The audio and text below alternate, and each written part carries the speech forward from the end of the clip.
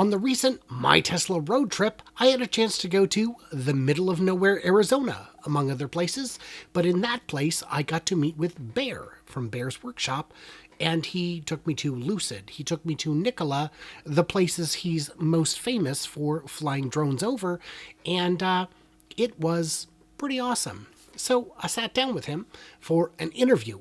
And this is only half the interview. If you want to see the rest of it, please check out his channel in the corner up here. And it's great stuff. He does really great work. And yeah, it was awesome. So if you want to see the rest of it, check it out there. But without further ado, let's talk to Bear. Today we got a special treat. It's an interview. And my God, am I hot, but that's okay. It's we're in Arizona. We're visiting with Bear from Bear's Workshop. How cool is that? And yeah, it really is 99 degrees, but who cares? I'm Brian. It's My Tesla Weekend. We're going to do an interview, and this is a fun one. We're doing a two-parter here. A two-parter. That's right. Part of the interview is going to be on this channel. Part of it's going to be over on Bear's Workshop, because if there's one thing better than exclusive content, it's double the exclusive content. So let me ask you, Bear, what got you into this? How'd you get started? Boredom. No, it's definitely not boredom. I'm always overloaded with work, but I have several businesses, and one of them I want to get out of. So I wanted to start a channel where I could maybe show things that I know. And the channel originally started off as a workshop channel, repairing things, fixing things. And as time went on and we started getting subscribers and started getting more things going on, I started seeing other things on YouTube, like Jeff Roberts, Joe Tegmeyer, and I sell those flyovers. And I was like, wow, that's awesome. I wish I could fly over. I wish I had a drone that could do that. And Nikola had announced their site last year, and they really weren't doing much, and it was going pretty slow. So I talked to my son Riley, who's the magic behind all the flights, and said, hey, would you be interested in doing this? And we could start filming the Nikola site. And I don't know how often we'll go, maybe a couple times a week. We'll see how much activity there is. And he said, let's do it. So we bought a drone. Big expenditure right there. Sure. But we said, we got to do this and try it out. We need to expand the channel some more. Sure. So that's how we started doing it. The channel started just because I just didn't want to do. Didn't want to work. Didn't want to work. I mean, owning your own business is great that you don't have a boss, and I work from home, but having to deal with certain issues, I'm not going to knock anybody on camera because maybe some of my employees are subscribers, so I don't want to hurt their feelings. So yeah, I'd love to be doing something else. I'd love to be sharing the knowledge that I've picked up in my 86 years of life. Mm-hmm. I know I look good for 86. Well, some of them were concurrent years, so... Yes, just like prison. Yeah. So the fun thing about YouTube channels people don't realize is it's nothing like a job. It's fun all the time. It's super easy. It's never stressful. Nope. It's never expensive. It's always rewarding. You just pop up the videos like every day. It's kind of like going to the bathroom. I got to go to the bathroom, poop, go to the bathroom. Oh, and I got another video. And there's no other work to do. There are channels like that, but yours is not one of them, and I like to think mine isn't either. It's an outrageous amount of work. It's an outrageous amount of work. But I'm having fun. I'm having fun with it too. Yeah. And I just want to keep going, see where it takes me, and maybe take me to a better place where I'm not going to lose my hair. Right. I'm way ahead of you. Heart attack, ulcers. There's a lot of things that if I keep going. Yeah. So yeah, you do some really great coverage of the Nikola factory, obviously, but also Lucid, even though they're kind of difficult about a number of things, which you can explain on your channel. I'm not even going to go into. So here's my question for you. Who's going to have a vehicle on the road in customer hands first? Nikola, Lucid, the Cybertruck, not the Y or anything else, the Cybertruck, or Extra Points Lordstown Motors. I sold my stock at Lordstown right at the right moment. Lordstown. Yeah. They're not dead yet.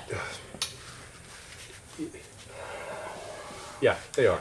They are. So, but which one? Who do you think will actually get a customer? You're talking about delivery? a customer actually driving. A customer, yeah, like even entering a production a number of 5 or 10 or 20. Lucid, Rivian. Oh, sorry, Lucid, Rivian,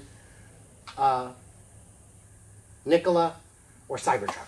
Well, Cybertruck's definitely not going to happen. It's not going to be in Q3 for damn sure, and Q4 is looking pretty unlikely. I've got my Cybertruck ordered. Mm-hmm. My wife is thinking about ordering a Cybertruck because I am a Tesla fan. I am a fanboy, even though I've put out some videos that. That's how the world ends. Yeah. It'll shut off in about 30 seconds. More than 30 seconds later. So, which of those do you think is going to be first? Okay, so I was saying, I am a Tesla fanboy, Right. but I'm not a fanboy to the point where I'm not going to look at things honestly. Okay, I've got my Cybertruck on order. My wife's thinking about a Cybertruck. I love Tesla vehicles. I love the energy aspect of it. I think the solar is great, even though they told me that they wouldn't put solar on my house because of another story. Doesn't really, not that exciting. Okay. But I want to root for Tesla because I want to get my Cybertruck. Right. And if they start delivering like next quarter, I'm still not getting mine until January of 2024. Right. So there's odds I may not be alive. Right. So Right. sorry, that's just the way it is. Rivian, well, I don't think they're going to have anything in customers' hands for a little bit. They still have another factory to build. Yeah, Don't worry, I'll push you on that in a minute. yeah. So So, what about, Nikola Yeah. and Lucid. yeah. Well, I don't know. After today's experience, Lucid may have a car on the road tomorrow, and we just don't know about it. Yeah, For yeah. all we know, they could already be out there. Well, thing is, by the time Hidden. this. There could be 198 cars that have been delivered to to somebody, investors. to investors, and they're leaving them in their garage because they don't want anybody to see them because they When weren't you supposed to be have made. a car that exciting, you have to keep it on the down low. Yeah, yeah. So by the time this comes out, I'm confident those 3-4 videos will have run yeah, of our amazing mutual exclusive that we got at the factory in Arizona here, at the Lucid factory. That was fascinating. But yeah. between Rivian and Lucid, or between Lucid and Nikola, and these are very different products. One is a semi, but Yeah. So Nikola's first vehicles coming out are going to be prototypes, and they're not going to be put on the road and put in customers' hands. Now, if our meth head friend is correct, Lucid's already got cars out there. yeah. So a couple things. He's not correct. I think we can fairly say that. It's not my job to fact check a person who provides information that juicy. I just have to repeat it as it is. But for the but Nikola will be making customer deliveries. The prototypes can go to customers. If they, well, prototypes are prototypes, and sometimes you don't want to put them out because they're not exactly ready. But so at the Port of San Diego, I think it's BYD or maybe Cascadia. They have electric trucks Yeah. in operation. Those are hand built. Those are prototypes. So it's possible. I mean, I'm not going to say that they are because we know that there's prototypes of the Lucid cars out there. We've seen them, but they're not going to deliver them to anybody. That's true. That's true. So it is possible they could build them and say, yeah, we can ship this out, and we're using the prototype in a real scenario, like at the ports, and to see if they work. Sure. So when do you think Nikola will begin customer deliveries? I would just be making something up if I said Sure. something, but it could happen before the end of the year if the ones that they're going to hand assemble. Sure. Because they did say that they were going. I believe they said that they were going to put out 2 prototypes to one of the customers that have put a letter of intent in. So they could have those 2 prototypes out, and they can have them out in a month or 2. That is Sure. possible. Lucid, you know what? Nobody knows what goes on in that big white box except for the landscapers. So They seem to have all the good information, all the best information. Yes, and we can talk about that because this is coming out. This is coming out after we've figured out what legal hurdles there are, if any, to releasing that. So, well, we have to take what he said with a grain of salt. I mean, let's talk about some of the strange things he was saying. He's saying Sure. that the land was owned by the Department of Homeland Security, Right. which we know that's not true. I have it. Right. I actually have legal documentation that was sent to me by Lucid that said Lucid owns the property on Thornton Road. Right. So I know it's not owned by the Department of Homeland Security. Right. He also said that they could be building hydrogen bombs in there. He doesn't know. He said, for all I know, they could be building hydrogen bombs, but he said it twice. Yeah, well, off camera, he had said it to me another time. Right. Well, then he said it once on camera. Yeah, and I said, I don't think we need any hydrogen bombs. He goes, oh, yeah, we do. Right, 'cause- Something's coming. He did say that. Yes. I did hear that. We didn't Yeah. get that on camera. You know, Casa Grande landscapers, they're in the know.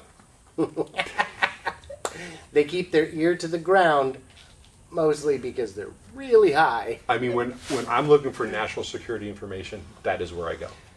Yeah, they know all the good stuff. So here's the thing. I'm doing an interview. We're interviewing each other. Again, if you haven't caught the other half of this, go to that channel. I feel like I'm getting sunscreen in my eyes, but I know it's just sweat because it's 100 degrees in here. So if I'm doing an interview, there's something I have to have, and that's an exclusive. Give me some juice, Barry. Oh, you're asking me for something I can't give you there. On Oh, that. but you've got some exclusive. So here's the thing. I'm going to push real hard right now and get something. I know I am. But he's actually going to have the whole thing at some point. I'm going to guess within a month or two. I'm going to get, you don't know for sure because you don't know. Yes. But you got to subscribe because it's worth it, man. I have heard, and you hear things, you don't know who it's from, whether or not anything is worth anything, because we're talking about a guy who pulls weeds at Lucid, but this He isn't, knows who it's from. Go on. but this isn't the guy.